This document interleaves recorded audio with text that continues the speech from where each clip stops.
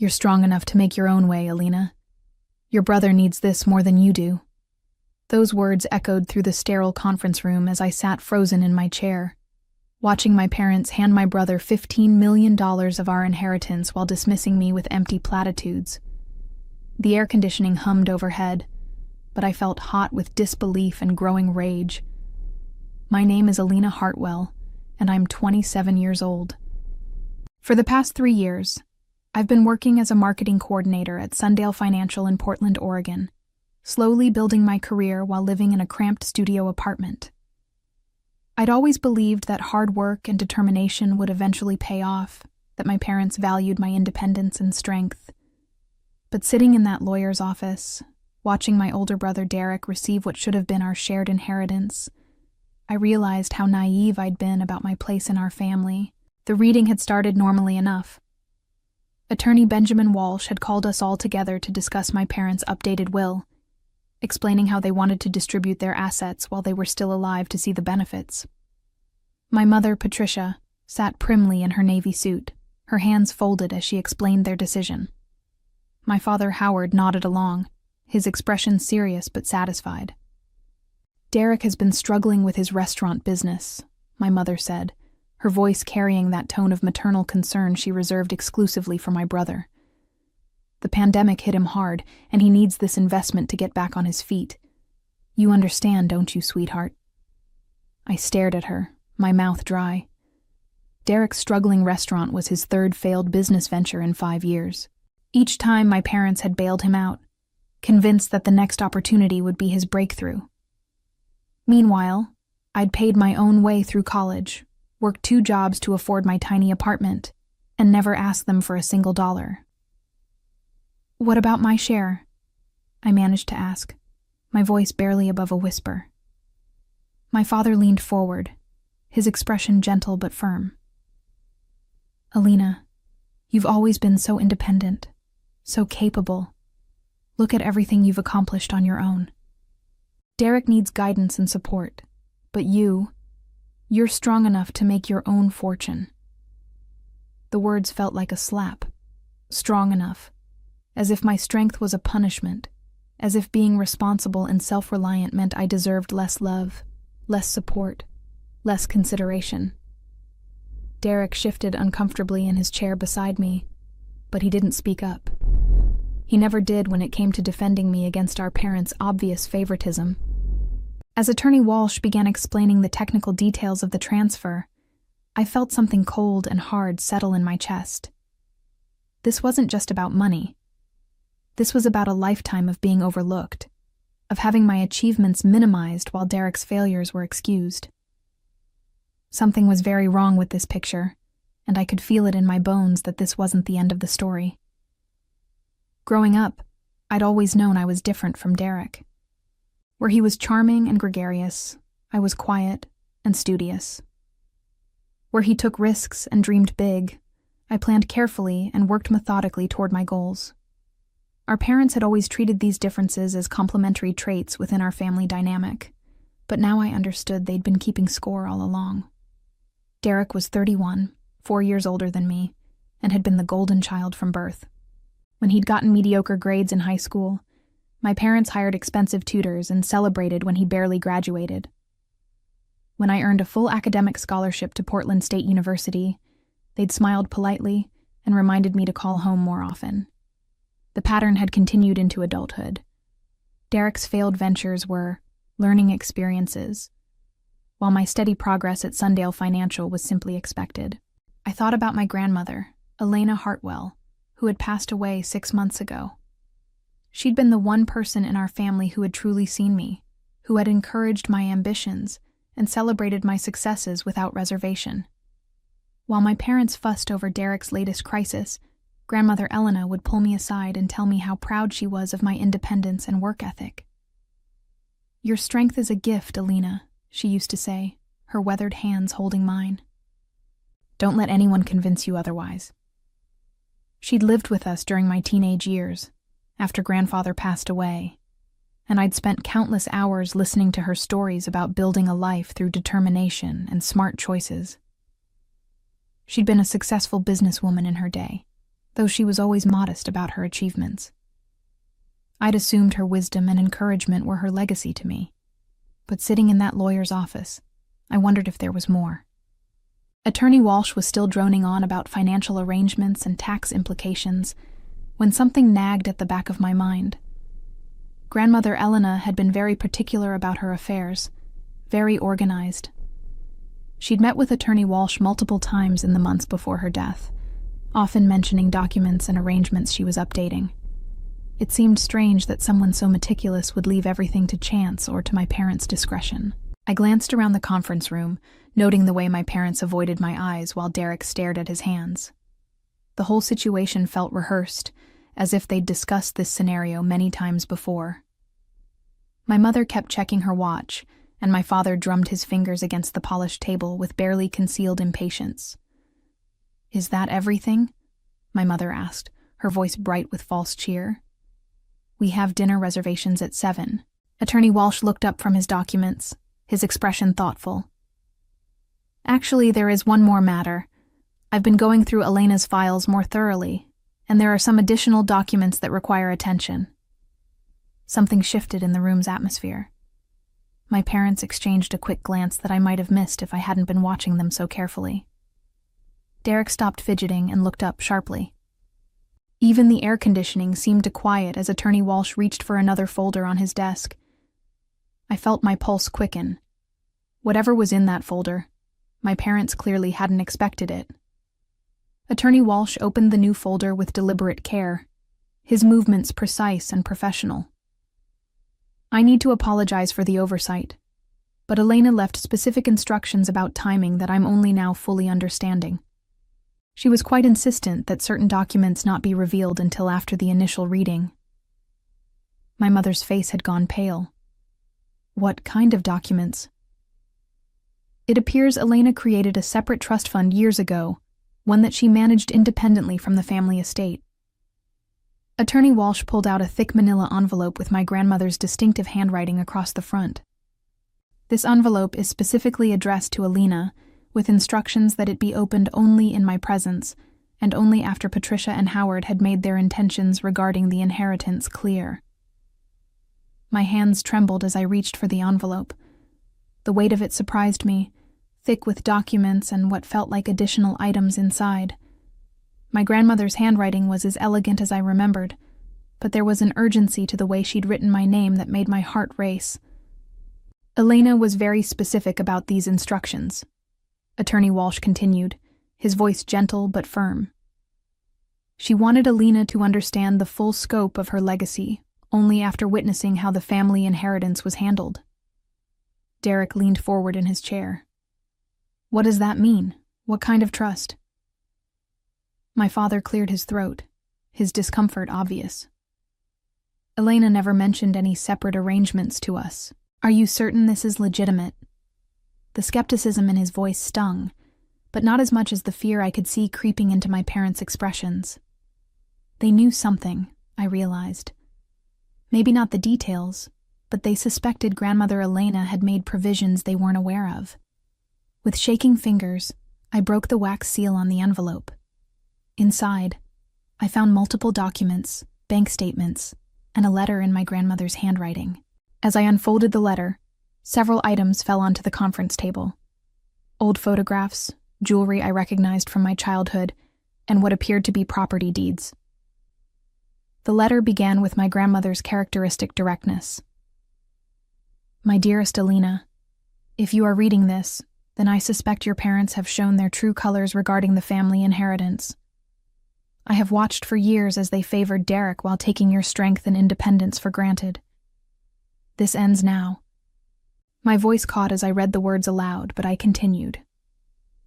25 years ago, I established a trust fund in your name, funded initially with money from my first business, and grown through careful investments over the decades. Additionally, I have left you my properties in Seattle, including the apartment building I purchased in 1995 and the commercial space downtown. The current value of these assets exceeds $8 million. The silence in the room was deafening. I looked up to see my parents staring at me with expressions of shock and something that looked like guilt. Derek's mouth hung open, his face flushed with confusion and what might have been anger. But I wasn't finished reading. There was more, and I could tell from the thickness of the remaining documents that my grandmother's surprises were just beginning. I continued reading my grandmother's letter, my voice growing stronger with each word. I have also documented every conversation I overheard regarding your parents' intentions for the family money.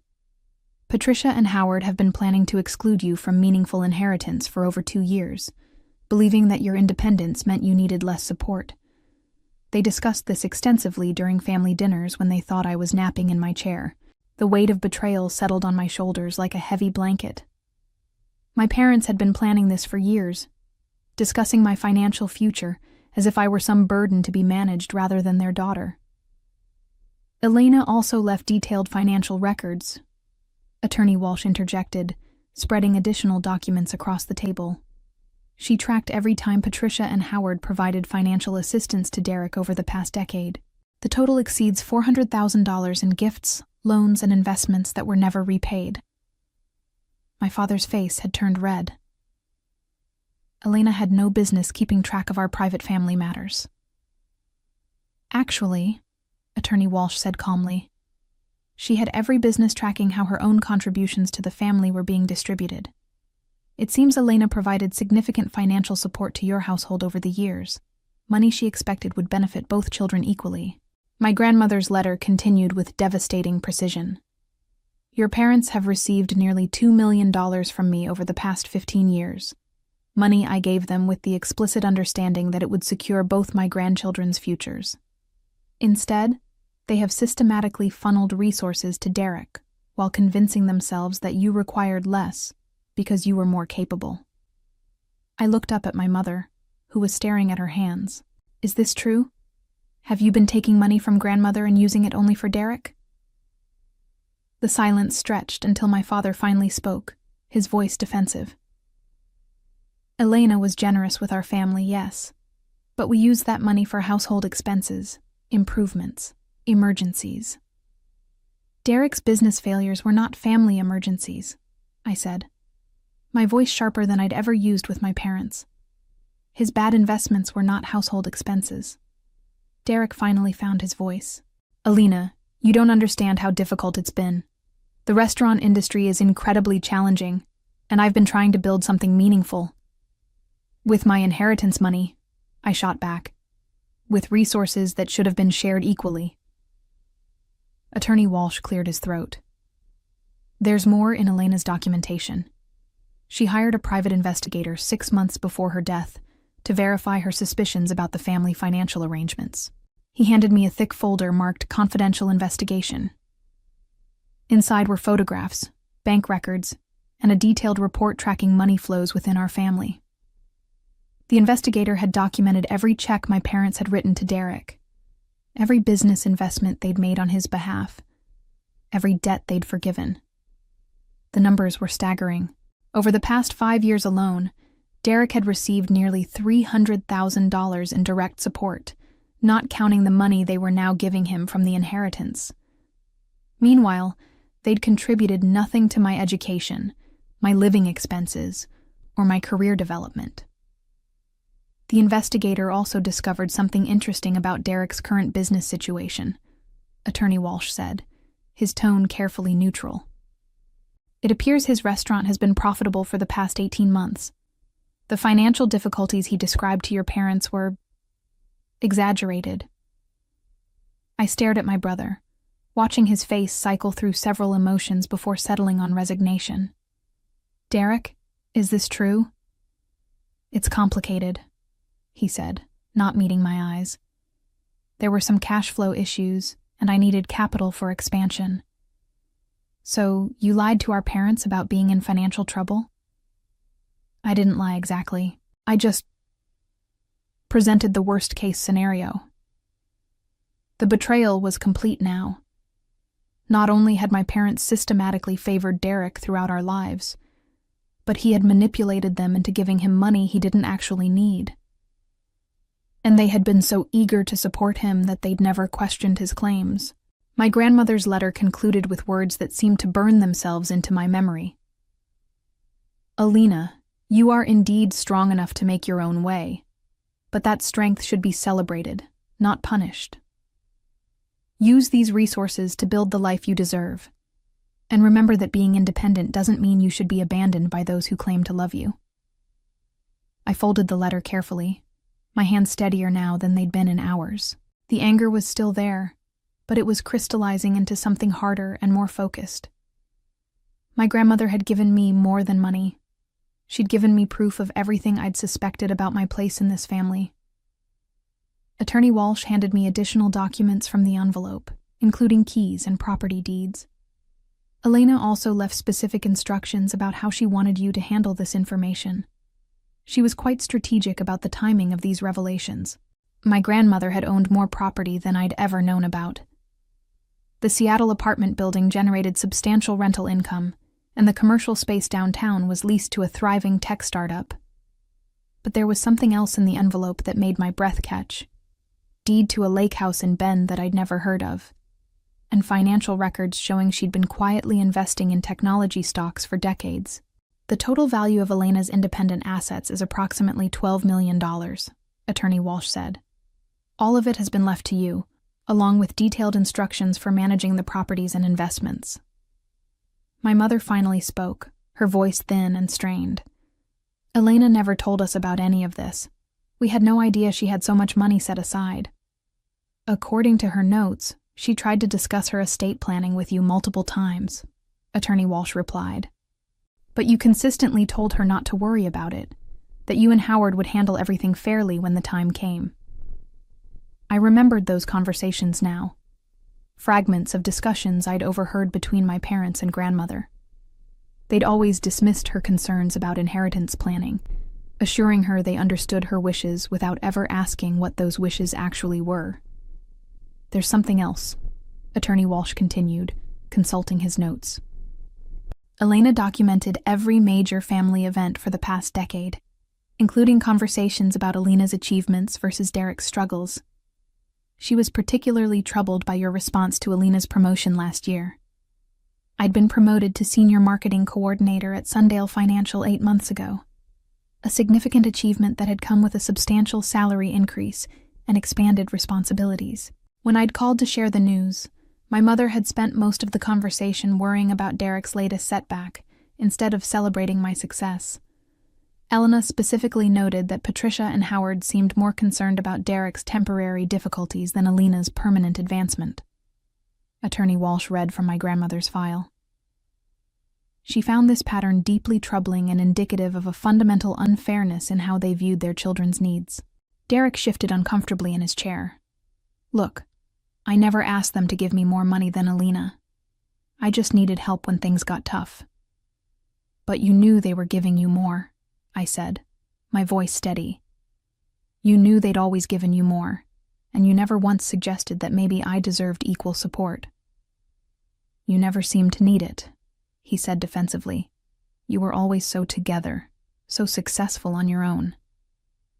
That's exactly the problem, I said, standing up from my chair. Success shouldn't be punished. Being responsible shouldn't mean being ignored. The fact that I could handle things on my own doesn't mean I should have had to. My grandmother's file contained one more surprise. A letter addressed to my parents, sealed but with instructions that it be opened only if they contested the inheritance arrangements. Attorney Walsh held it up, his expression serious. Elena anticipated that Patricia and Howard might challenge these bequests, he said. She left this letter as her final word on the matter, along with instructions that if any legal challenges are made to Elena's inheritance, certain additional information would be made public. The threat was clear, even without opening the letter. My grandmother had protected her legacy to me with the same thoroughness she'd brought to everything else in her life. She'd anticipated my parents' potential objections and prepared accordingly. I looked around the room at my family, seeing them clearly for perhaps the first time. They weren't evil people, but they'd allowed their prejudices and assumptions to create a fundamental unfairness that had shaped my entire life. They'd convinced themselves that loving Derek more was somehow justified because I needed love less. But I was done accepting their version of fairness. The silence in the conference room stretched until my father finally spoke, his voice heavy with resignation. "What do you want from us, Alina?" The question hung in the air, loaded with decades of unspoken family dynamics. What did I want? An apology seemed insufficient. Acknowledgement of their favoritism felt too little, too late. The money my grandmother had left me changed everything, but it didn't erase the years of feeling like a second-class member of my own family. "I want honesty," I said finally. "I want you to admit that you've treated Derek and me differently our entire lives. And I want you to acknowledge that being independent doesn't mean I deserved less love or support." My mother's eyes filled with tears, but I couldn't tell if they were tears of genuine remorse or simply embarrassment at being caught. "We never meant to make you feel unloved, Alina. We were proud of your strength and independence. Being proud of my strength while punishing me for it are two different things," I replied. "You gave Derek every advantage, every safety net, every second chance. You gave me expectations and the assumption that I'd meet them without any help." Derek finally looked directly at me. "I'm sorry. I know this isn't fair, and I should have said something years ago." "Why didn't you?" He was quiet for a long moment before answering. "Because I was scared. I knew I wasn't as capable as you, and I was terrified of failing without their support. It was easier to let them keep helping me than to admit I should stand on my own." The honesty in his admission caught me off guard. I'd spent so many years resenting his advantages that I'd never considered the pressure he might have felt to live up to our parents' investments in him. Attorney Walsh gathered the documents on the table. "Alina, you'll need to make some decisions about how you want to proceed with your grandmother's legacy. The properties require active management, and there are some time-sensitive investment decisions to make." I thought about my cramped studio apartment, my modest salary at Sundale Financial, and the careful budgeting I'd done for years just to make ends meet. My grandmother's inheritance wouldn't just change my financial situation. It would completely transform my life's possibilities. "I'll need time to process all of this," I said. "But I want to make one thing clear. This doesn't repair our relationship. Trust isn't rebuilt with money or apologies. It's rebuilt with consistent actions over time." My father nodded slowly. "What would those actions look like?" "Start by being honest about Derek's situation. If his restaurant is profitable, stop treating him like a charity case. And start recognizing that independence is a strength, not a character flaw that disqualifies someone from family support." I stood up and gathered my grandmother's documents, feeling their weight both literally and figuratively. "I'm going to need some time to decide how I want to handle the properties and investments. Attorney Walsh, can we schedule a follow-up meeting next week?"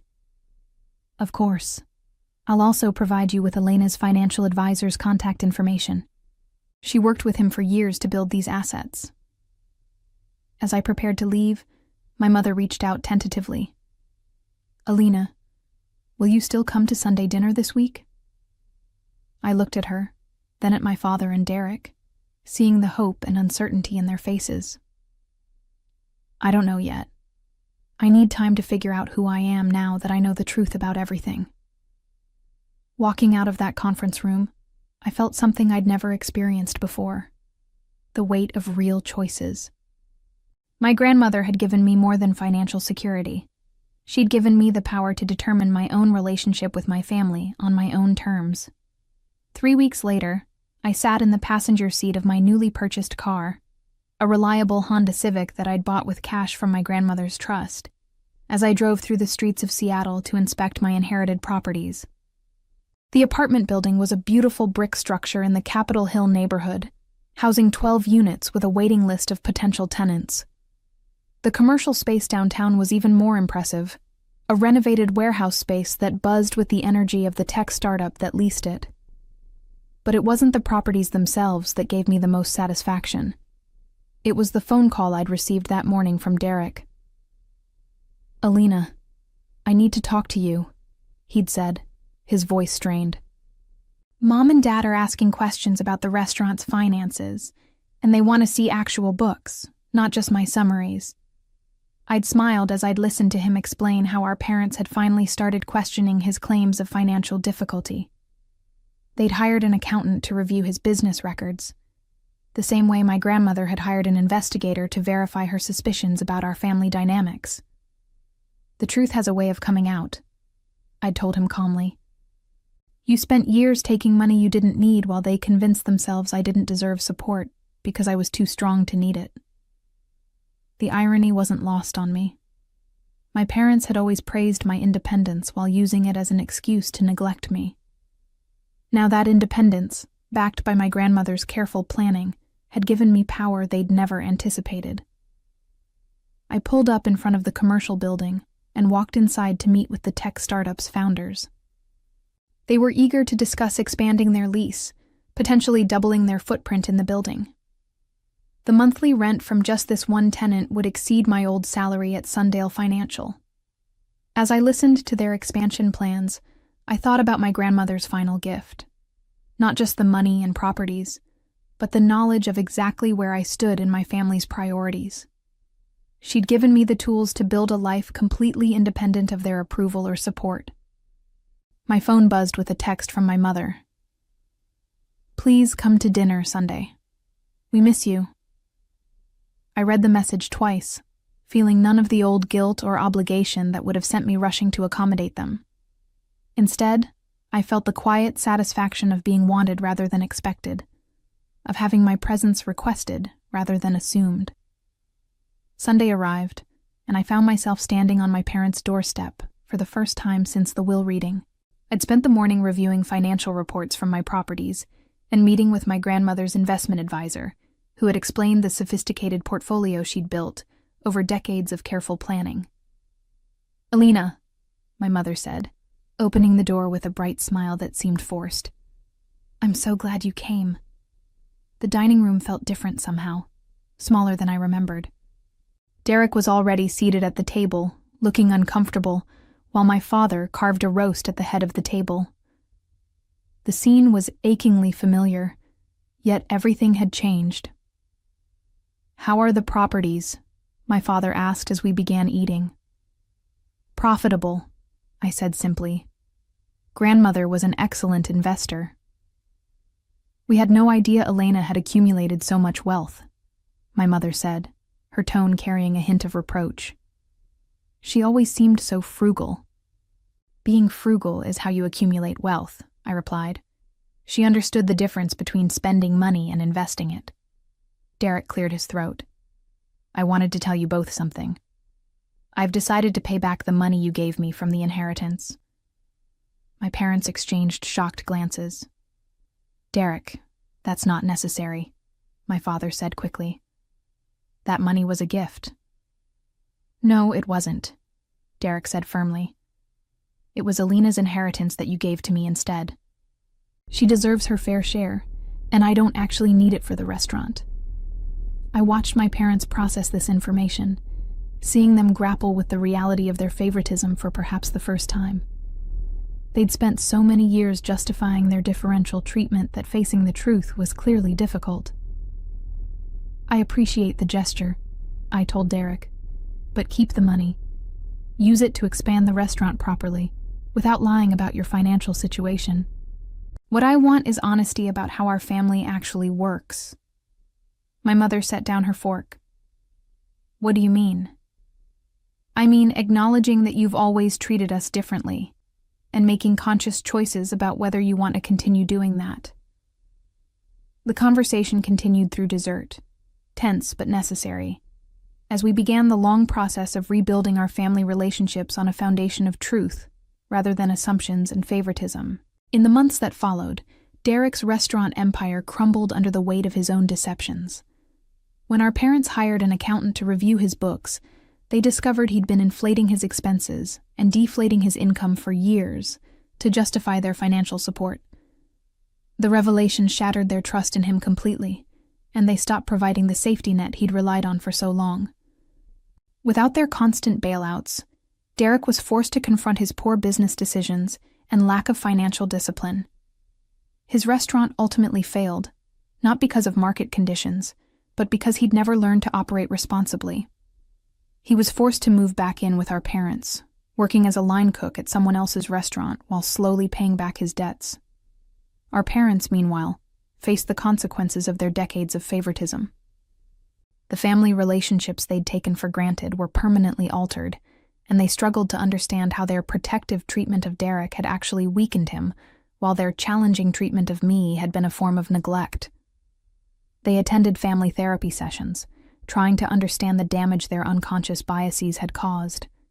But the trust that had been broken would take years to rebuild. As for me, I used my grandmother's legacy to build something meaningful, not just wealth, but a life defined by my own choices, rather than other people's expectations. I left Sundale Financial to manage my properties full-time, expanding my real estate portfolio and supporting other young women starting their own businesses. My grandmother had been right. Strength should be celebrated, not punished. Looking back on those pivotal weeks, I realized that the greatest revenge wasn't financial success or family drama. It was living authentically and refusing to accept less than I deserved, even from people who claimed to love me.